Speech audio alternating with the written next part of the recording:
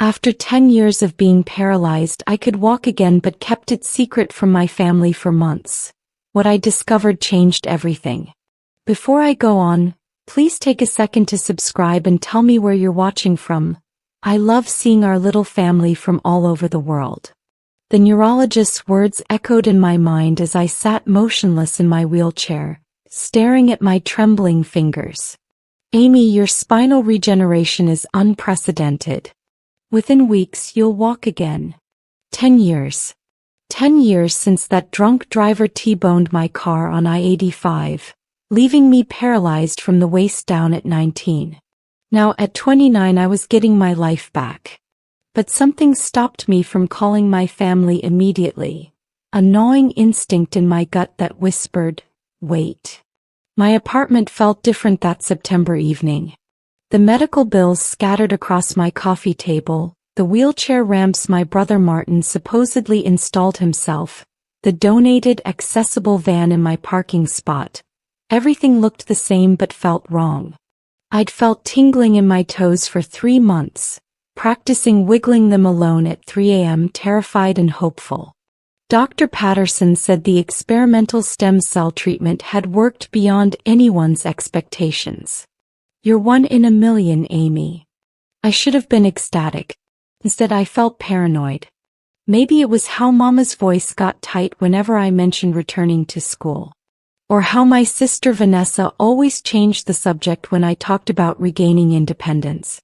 Or the way Martin's eyes flickered to my bank statements whenever he visited.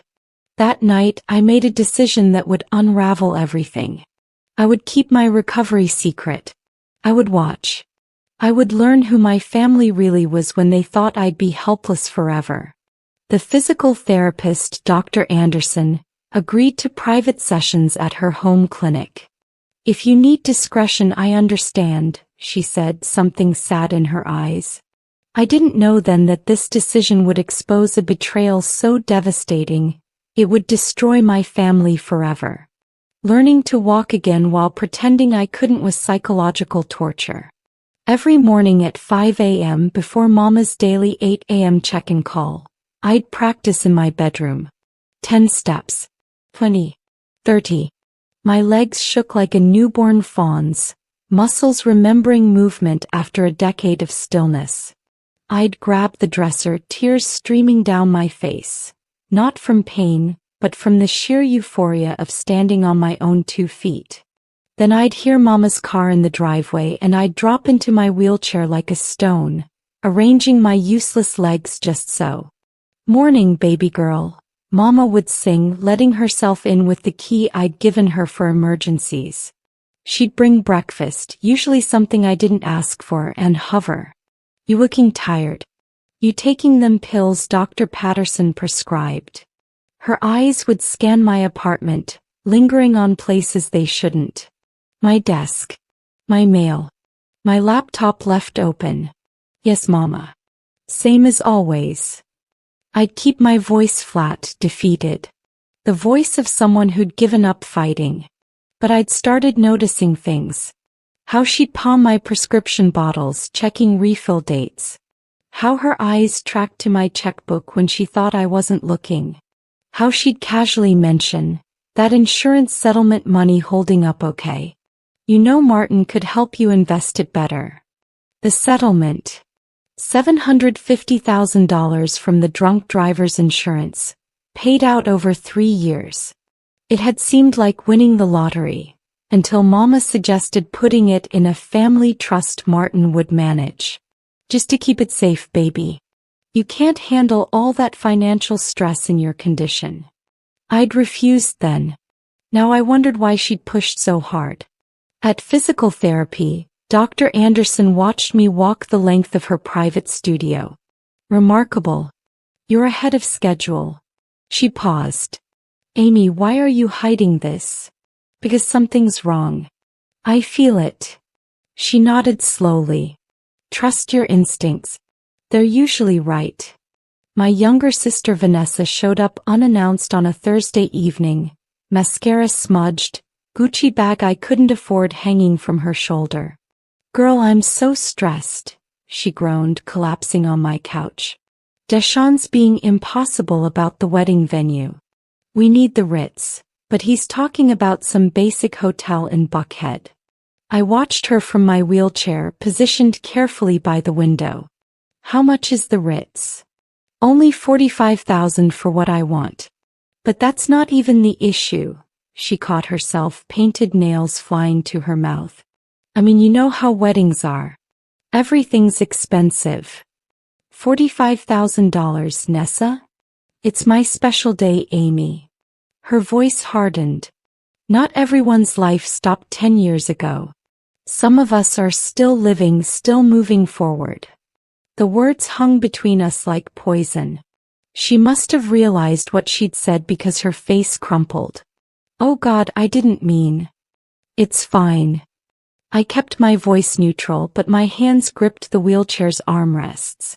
How's the wedding fund coming? Her eyes slid away. That's actually why I'm here. I know you got that final settlement check last month. $30,000, right? I was thinking, since you're not using it for anything. She caught my expression and pivoted. It's a loan. Obviously. I'd pay you back after the wedding when Deshawn's promotion comes through. You want $30,000? You're my sister. She leaned forward, grabbing my hands. Family helps family. Remember when I used to braid your hair every Sunday before you? She gestured vaguely at my legs. I've always been there for you. The memory surfaced like oil on water. Vanessa at 16, braiding my hair while talking about her dreams. But another memory pushed through. Vanessa at 26, 3 months ago, telling Mama she couldn't deal with Amy's depression anymore, when I'd asked her to visit more often. I need to think about it, I said carefully. Her face transformed. The tears vanished, replaced by something cold and calculating. Think about what? It's just money, Amy. You're not doing anything with your life anyway. After Vanessa left, I sat in the dark for hours, my legs, my working functional legs, tucked beneath me in a position that would have been impossible a month ago. I felt insane. Paranoid. Maybe I was imagining things, projecting my own fears onto people who genuinely loved me. Maybe Vanessa was just a bridezilla, Mama was just protective, and Martin was just... My phone buzzed. Martin. Yo sis. Swing by tomorrow? Need to discuss your living situation. My living situation. I'd lived in this accessible apartment for 8 years. The lease was month to month now, exactly how I wanted it. What was there to discuss? That night, I made a decision that would change everything. I called my best friend from before the accident, Jasmine Torres. We'd lost touch after I became paralyzed. Not from malice, but from the natural drift that happens when someone's life changes completely. But Jasmine was a security systems installer now, and I needed answers. Amy? Girl, is this really you? Her voice cracked with emotion when she answered. Yes, I need help. And I need you not to ask questions yet. 48 hours later, my apartment was equipped with hidden cameras. Jasmine had been shocked when I demonstrated standing up, catching me in a fierce hug as I took trembling steps across my bedroom. Your family doesn't know? That's what the cameras are for. I need to know why I feel like I'm being set up. She didn't argue. She'd met my family exactly once years ago, and her face had told me everything she was too polite to say. Jasmine installed cameras in my living room, kitchen, and bedroom, disguised as smoke detectors, picture frames, and a charging station. Professional grade. Motion activated. Uploading directly to a cloud account only I could access. If you're wrong, you delete everything and never tell them, Jasmine said. But Amy? If you're right. She squeezed my shoulder. I got your back. Always have. The first week nothing happened. Mama came and went. Vanessa texted about the wedding. Martin rescheduled twice. Then came Tuesday. I was at Dr. Anderson's for therapy when my phone exploded with motion alerts. I sat in my van, The accessible one Martin had found such a good deal on. Hands shaking as I pulled up the camera footage on my phone. Dr. Anderson stood beside me in the parking lot, her hand on my shoulder. Whatever it is, breathe first. The video showed Mama letting herself into my apartment at 2 p.m. Nothing unusual there. But then Martin entered behind her, using his own key I didn't know he had. Then Vanessa. All three of them in my apartment when they thought I was gone. Did you check the papers? Mama's voice came through clearly. She was at my desk, rifling through drawers. I'm looking. Martin was in my bedroom. My bedroom. I watched him open my nightstand, my closet, my dresser. Searching for something. She's being difficult about the money. Vanessa stood guard by the window. I asked about the $30K and she actually hesitated. Can you believe that? She's getting suspicious. Mama's voice turned sharp. We need to move faster. Martin, where's that power of attorney paperwork? My blood turned to ice. Dr. Anderson's grip tightened on my shoulder. Martin emerged with a folder. My important documents folder. Got it. The lawyer said if we can prove she's mentally incompetent, we can get full financial control. The depression diagnosis from 5 years ago helps. She's not incompetent, Vanessa said, but her voice was uncertain. She's just stuck. She's a burden. Mama's words were cold, clinical. She's been a burden for 10 years. This settlement money is the only good thing that came from that accident.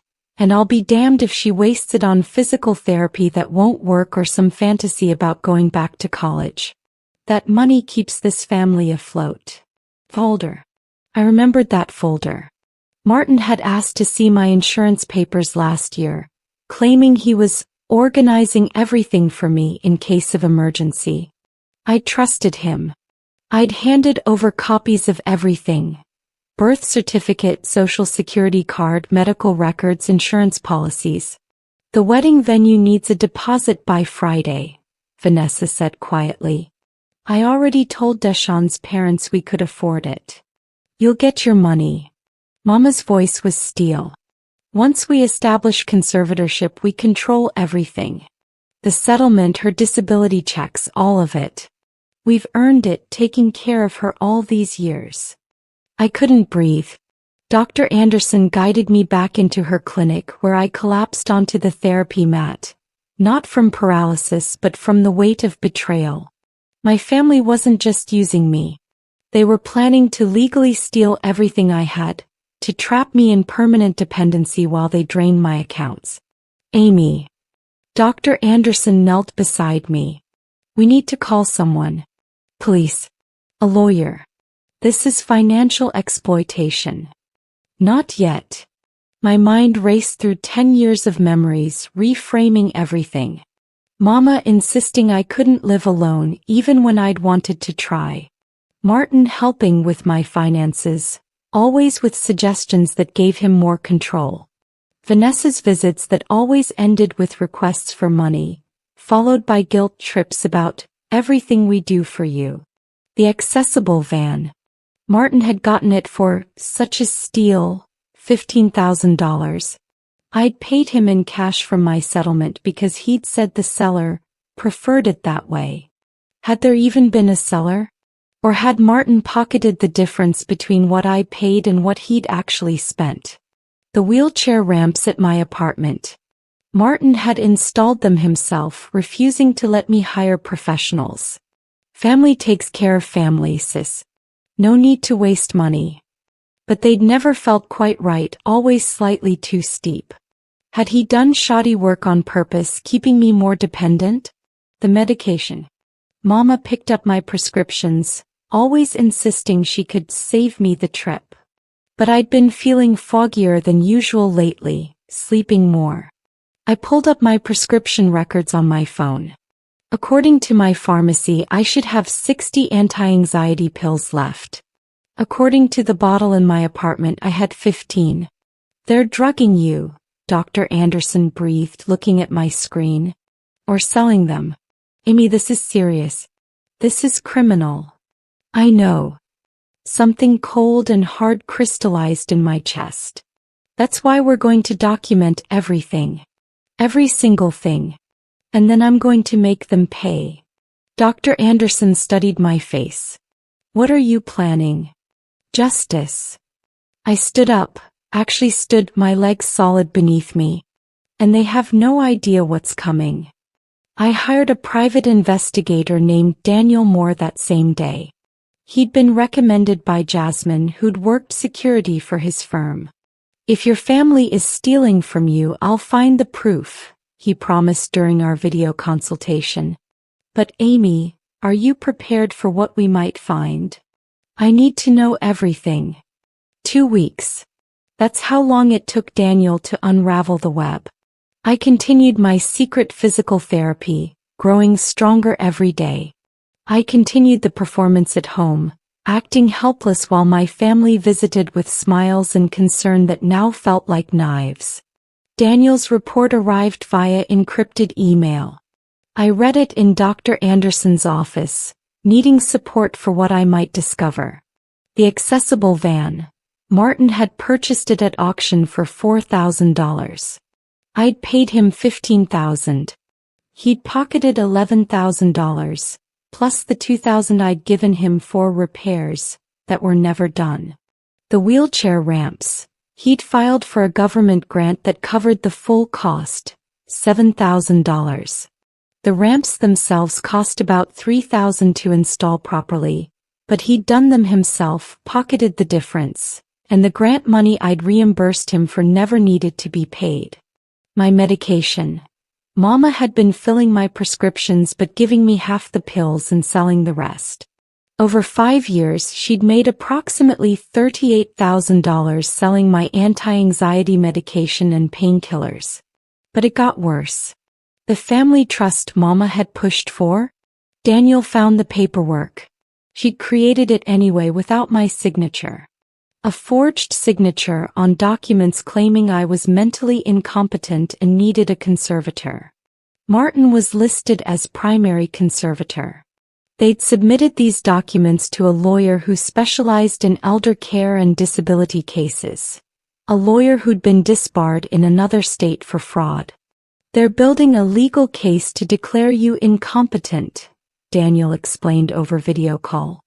Once they establish conservatorship, they'd have complete control over your finances, medical decisions, living situation, everything.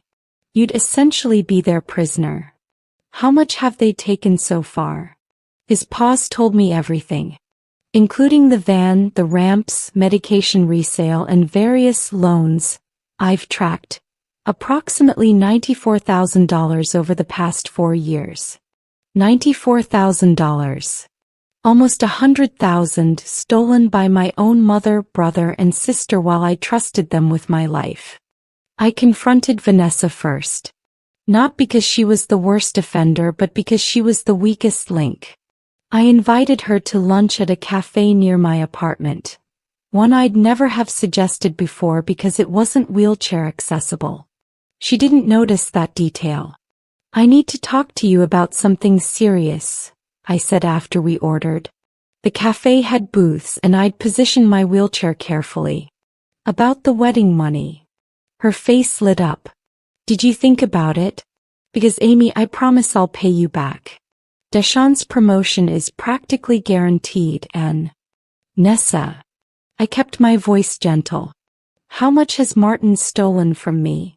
She froze, iced coffee halfway to her mouth. What? You heard me. How much? I don't know what you're talking about. But her eyes darted to the door, the universal sign of guilt. The van. The ramps. Mama's medication scheme. The forged conservatorship papers. I watched her face drain of color with each item. How much do you know about? Amy. Her voice cracked. It's not like that. Then tell me what it's like. Please. Because right now, I'm trying to understand how my own sister could be part of stealing almost $100,000 from me. Tears spilled down her cheeks. Real ones, I thought. But I'd thought a lot of things about my family that turned out to be lies. I didn't know about the papers. I swear. Martin told me about those last week and I told him it was too far. But you knew about the rest. She nodded miserably. The van, yes. Martin bragged about it. And Mama. Everyone knows Mama sells pills. She's been doing it since I was in high school. It started with her own prescriptions when Daddy left and she needed money.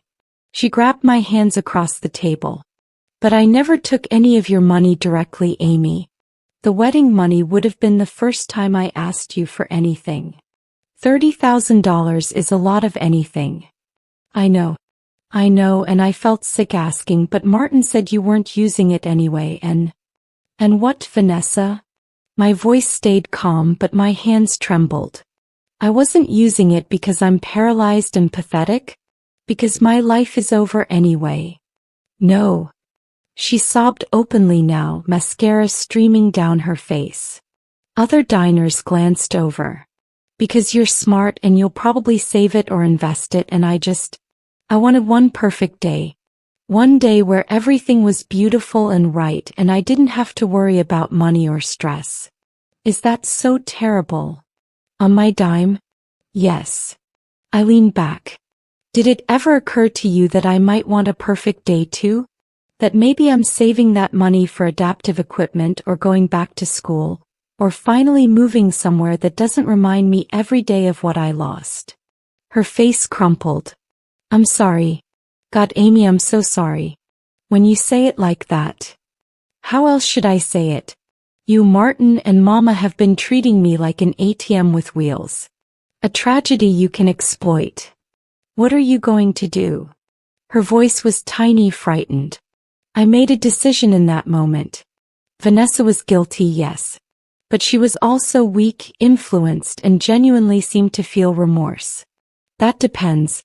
Are you going to help me stop them? Stop who? Martin and Mama. Because Nessa, they're not planning to stop with what they've already taken. They're planning conservatorship. Do you know what that means? She shook her head. It means they'll control everything. Where I live, what medical care I receive, how I spend every penny. They could institutionalize me if they wanted. And they're doing it with forged documents. I pulled out my phone, showing her photos of the paperwork Daniel had obtained. This is your signature, supposedly witnessing my incompetence. Did you sign this? Her eyes widened. No. I've never seen that before. Martin forged it. And if this goes through, you're complicit in fraud. You could go to jail, Nessa. Is your perfect wedding worth that? The color drained from her face completely. Oh God, Deshawn's a paralegal. If he finds out I'm involved in something illegal. She looked up at me with something like horror. You're not really going to turn us in, are you? Amy, please. I'll pay back every cent. I'll testify against Martin and Mama. Whatever you need. With Vanessa's terrified cooperation, we set up what Daniel Moore called the perfect trap. I told Mama I was feeling increasingly depressed, that I was thinking about ending everything. It was cruel using suicide as bait, but I needed them to move fast to get sloppy. Mama took it exactly as I'd hoped. Baby, no. You can't think like that. What you need is help, professional help. Martin and I have been talking to a facility. A facility? I let my voice shake. Like a hospital? A care home, honey. Where people can watch you 24/7, make sure you're safe. And they'd handle all your finances so you wouldn't have to worry about any of that stress anymore. There was the play for total control wrapped in concern. I don't know, Mama. That sounds expensive. Oh, we'd use your settlement money, of course. It's for your care. That's what it's there for. Her voice was warm honey poisoned with arsenic. In fact, why don't Martin and I come over Friday? We can go through all the paperwork together, get everything set up proper. Friday. Daniel Moore, Jasmine, and a police detective named Sarah Hernandez would all be waiting. Okay, Mama. I said softly, playing my role. Maybe you're right. Maybe I do need more help. That Friday morning, I was at Dr. Anderson's clinic, pacing back and forth with nervous energy. I could walk now. Really walk. I'd been practicing stairs, even jogging short distances. My body had healed, but the emotional scars ran deeper. Are you sure about this? Dr. Anderson asked. Once you start this, there's no going back. They already stole from me. They plan to imprison me legally. There's nothing to go back to. I checked my phone. The cameras in my apartment were recording. Detective Hernandez was positioned in an unmarked car outside. Jasmine was in the building's maintenance room monitoring feeds. At 2 p.m. Mama and Martin arrived. I watched on my phone as they let themselves in, carrying folders and a laptop. She here? Martin called out. No, Mama replied. She said she'd be back by 3. Gives us time to set up. I watched them spread documents across my coffee table. The forged conservatorship papers. Applications for the care facility. Financial transfer forms. Once she signs these, we're golden, Martin said. The lawyer says with her depression diagnosis and the suicide talk, a judge will rubber stamp the conservatorship. Detective Hernandez and I entered my apartment at 2:45 p.m. I walked in. Actually walked, my legs steady, Detective Hernandez beside me as we came through the door. The look on Martin's face was priceless. His mouth fell open, coffee cup frozen halfway to his lips. Mama's gasp was audible even from across the room. Amy. Mama stood up slowly like I was a ghost. You're standing. I'm walking actually. Have been for months. I moved further into the room, every step deliberate. Surprise. But how when, Martin stammered. Experimental treatment. Worked better than anyone expected. I gestured to the papers spread across my table. What's all this? Mama recovered first, her face smoothing into maternal concern. Baby, this is wonderful. Why didn't you tell us? We've been so worried and... Cut the act, Mama. My voice was ice. I know everything. The van. The ramps. The medication. The forged conservatorship papers you're currently sitting in front of. Martin lunged for the documents, but Detective Hernandez was faster. I wouldn't do that, sir. Those are evidence. Evidence. Martin's voice pitched high. Evidence of what? We're her family. We take care of her. You stole from me. I stayed calm though my heart hammered. $94,000 over 4 years. And you were planning to steal more by having me declared incompetent and institutionalized. That's not, we would never. Mama's eyes darted between me and the detective. Martin, tell her. Tell her this is all a misunderstanding. Is it? I pulled out my phone, pulling up the security footage. Because I have months of recordings. You in my apartment without permission going through my things. Discussing how to move faster on the conservatorship. Calling me a burden.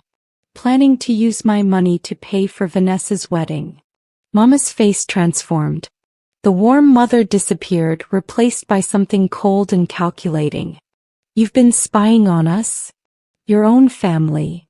You've been robbing me. Your own daughter. Robbing. She laughed, but it was ugly. Girl, do you know how much it's cost us to take care of your crippled ass for 10 years? The time, the stress, the emotional labor? That settlement money is the least you owe us. The words hung in the air like a grenade. Detective Hernandez cleared her throat. Mrs. Williams, I need you and your son to come with me to the station. We have questions about financial exploitation and fraud. They arrested Martin first. He went quietly, shock still written across his face. Mama fought, screaming about police brutality and family loyalty and how could I do this to them. The neighbors came out to watch. Mrs. White from 3B, who'd always commented on what a devoted family I had. Mr. Rodriguez from across the hall, who'd helped Martin install those faulty ramps. After they left, I collapsed onto my couch. Not from paralysis but from exhaustion. Emotional, physical, spiritual exhaustion. Jasmine appeared from the maintenance room, wrapping me in a hug. You did it. You actually did it. I destroyed my family. No. They destroyed themselves. She pulled back, gripping my shoulders. You just refused to be their victim anymore. The legal proceedings took months. Martin pleaded out, admitting to fraud in exchange for a lighter sentence. 18 months in prison, full restitution. Mama fought until Daniel Moore presented the security footage in court. Her lawyer advised her to take a plea deal. 2 years plus restitution and restitution. Vanessa testified against them, keeping her deal. She paid back the $30,000 she'd requested, money she borrowed from Deshawn's parents. The wedding was postponed indefinitely. She sent me a text that simply said, "I'm sorry. For everything." I didn't respond. Maybe someday, but not yet. The hardest part was the aftermath. The extended family who took sides. Aunties who called me ungrateful. Cousins who said I should have handled it within the family. My father, who I hadn't spoken to in 15 years, calling to tell me I was wrong to put your own mama in jail. But there were others.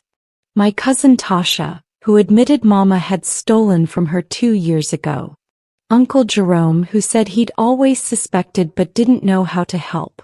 Dr. Patterson, my neurologist, who said she'd noticed missing medications and felt terrible for not reporting it. And Jasmine, always Jasmine, who helped me move to a new apartment without ramps or modifications, because I didn't need them anymore.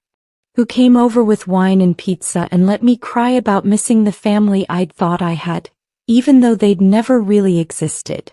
I went back to school that spring. Business administration at Georgia State.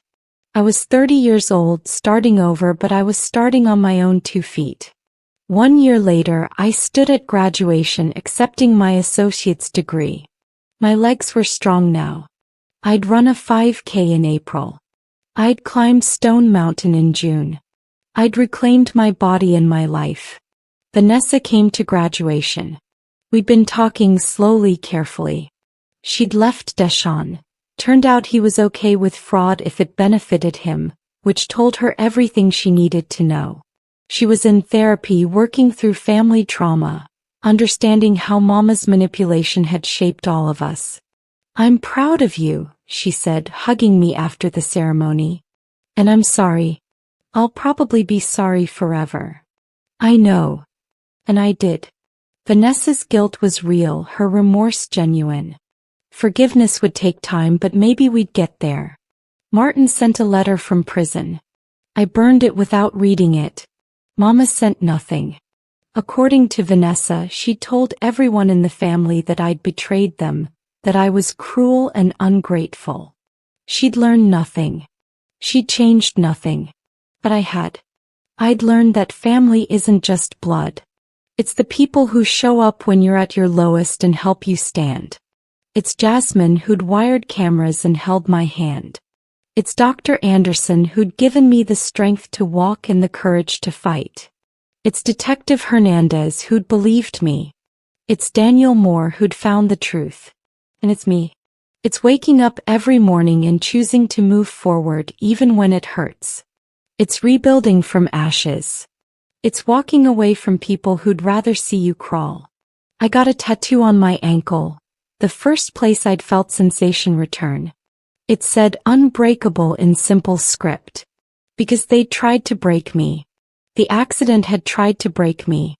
10 years of paralysis had tried to break me. My own family had tried to break me. But I'd walked away from all of it. And I'd keep walking one step at a time into a future I'd build myself. Standing tall, moving forward, finally free.